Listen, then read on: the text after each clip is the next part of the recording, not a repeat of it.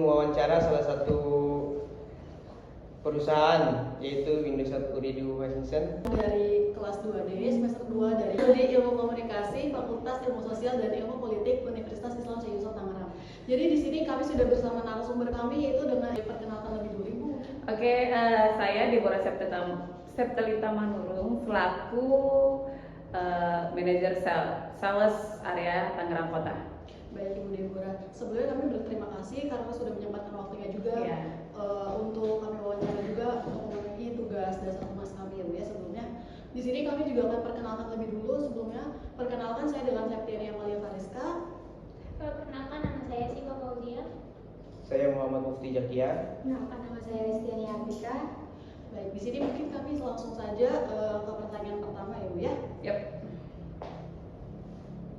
Yang pertama Bu ya, bagaimana perusahaan mengukur dan memonitor kualitas layanan pelanggan untuk memastikan tercapainya standar kinerja layanan prima? Kalau dibilang pertanyaan di sini, perusahaan mengukur dan memonitor kualitas layanan. Jadi kalau di Indosat Uridu Hutchinson itu kita punya bagian teknikal ya. Ya. Bagian teknikal itu kita punya grup. Misalnya kayak saya ini adalah bagian ya kita di cabangnya, kita yang memonitor. Saya yang akan perantara ke bagian teknikal. Jadi teknikal kalau ada kerusakan atau ada apapun di lapangan dari sales ke pelanggan ke sales, dari sales ke saya, dan saya akan langsung komunikasi ke teknikal. Jadi kita tuh kerja cepat gitu, langsung, nggak boleh ada yang nanti tunggu nanti, tapi langsung di situ saat itu juga. Jadi kita makanya kualitas kita cukup baik ya, seperti itu. Baik, mungkin lanjut ke pertanyaan kedua. Oke, apa tantangan utama yang dihadapi perusahaan dalam mempertahankan kinerja layanan yang prima dan bagaimana perusahaan mengatasinya? Tantangannya itu mungkin kita kompetitor ya. Karena saingan kita adalah kompetitor. Bukan, kita kan dari TRI ya. Indosat Uridu Hutchinson itu ada dua provider, TRI dan M3. Nah, tapi tantangan kita itu sebenarnya bukan M3 tapi yang merah, yang biru. Nah, seperti itu. Itu aja sih sebenarnya tantangannya. Karena ya saingan kita mereka. Karena ketika kita kualitas kita bagus, mereka juga nggak mau kalah. Mereka juga akan memperbaiki kualitas mereka. Jadi tantangan kita ya kayak kejar-kejaran aja untuk memberikan yang terbaik buat customer gitu. Bagaimana menjaga kualitas ya? Iya. Bagaimana menjaga kualitas agar tetap baik? Iya, gimana kita harus menjaga kualitas ke customer agar customernya mau menerima produk kita gitu. Karena kan dari dua brand tersebut kan juga mungkin memiliki nama yang lumayan boom juga ya. Iya.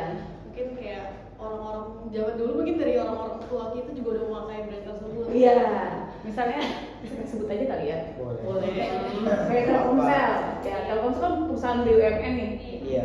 Dia udah terkenal dimanapun, tapi dia terkenal cuma di kota-kota, di kampung-kampung. Tapi di kota-kota dia saingannya ya kita ini. Gitu. Karena apa juga soal harga. Kan sekarang kan lebih pengguna itu kan dari middle ke bawah kan, SMP, SMA, ya kan, anak kuliahan seperti itu, gitu. Karena kalau mereka kan kotanya, makanya mereka mengeluarkan kota-kota kecil tapi harga kecil juga, seperti itu. Tapi tergantung kualitas jaringannya bagaimana, gitu sebetulnya.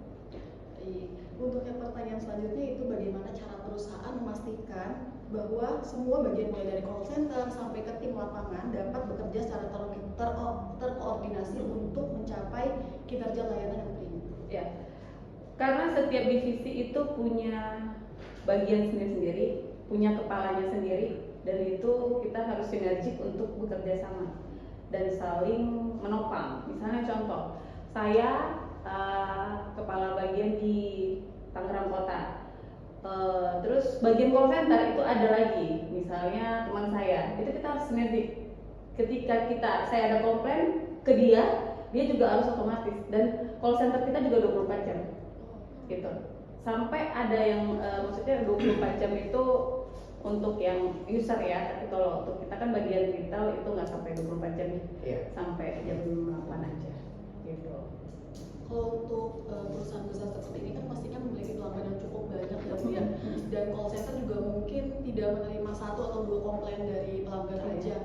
Dan kalau boleh tahu nih, sejauh ini tim dari perusahaan ibu sendiri bagaimana cara menanggapi komplainan dari pelanggan tersebut, karena kan pastinya pelanggan maunya dapatnya hasil yang cepat gitu. Sedangkan call center juga nggak bisa memastikan untuk memberikan keputusan secepat itu. Apakah dari tim atasnya bisa membantu atau memang hanya call center aja yang bisa bekerja? Biasanya sih kalau misalnya lebih cepat sih dari kita ya. Kalau call center itu kan orang yang misalnya yang tidak support 1 kali 24 jam. Tapi kalau pribadi saya, kalau misalnya ada case di lapangan, saya langsung direct aja ke orang yang benar-benar bisa case close itu isu seperti itu. Untuk pertanyaan selanjutnya, bagaimana perusahaan mengatasi keterbatasan sumber daya seperti sumber teknologi atau anggaran dalam menjaga layanan kualitas? Mungkin bagaimana nih cara perusahaan menjaga kualitas, sedangkan mungkin dari pihak atas memberikan anggaran yang terbatas, kayak kita mau marketing tapi mungkin dari perusahaan memberikan anggaran yang terbatas. Kalau kita sih emang sih anggaran terbatas, tapi sebisa meminimalisir mungkin itu mencukupi gitu. Kalau misalnya contoh ya, dari pusat ya, budget buat marketing 50 juta ya, gimana caranya kita bisa 50 juta itu kita pakai dengan lebih baik gitu. Enggak serta-merta kurang apa enggak ya, namanya juga kita kan tim kita satu tim ya, kita meminimalisir aja itu ke anggarannya yang pas untuk benar-benar ketujuannya gitu. Lebih ke how to manage aja. Iya, betul. Ya.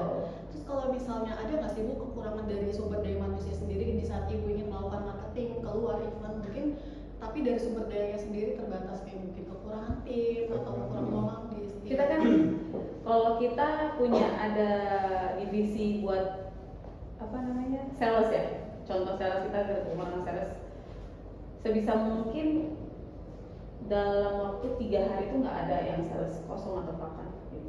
Sudah dipastikan dari sebelumnya seperti itu. Misalnya gini, ada sales yang mau resign, misalnya contoh ada sales saya mau resign H-1 bulan itu saya harus segera mencarikan gitu. Ataupun kalau misalnya lagi ada event misalnya lebaran, kita kekurangan sales ya, mau nggak mau ya saya sendiri pun turun tangan gitu. Ya kita harus minimalisirkan apa yang terjadi lah sebisa mungkin. Mungkin pertanyaan terakhir Bu ya. Oh ya. Apa metode yang digunakan perusahaan untuk mengukur tingkat kepuasan pelanggan?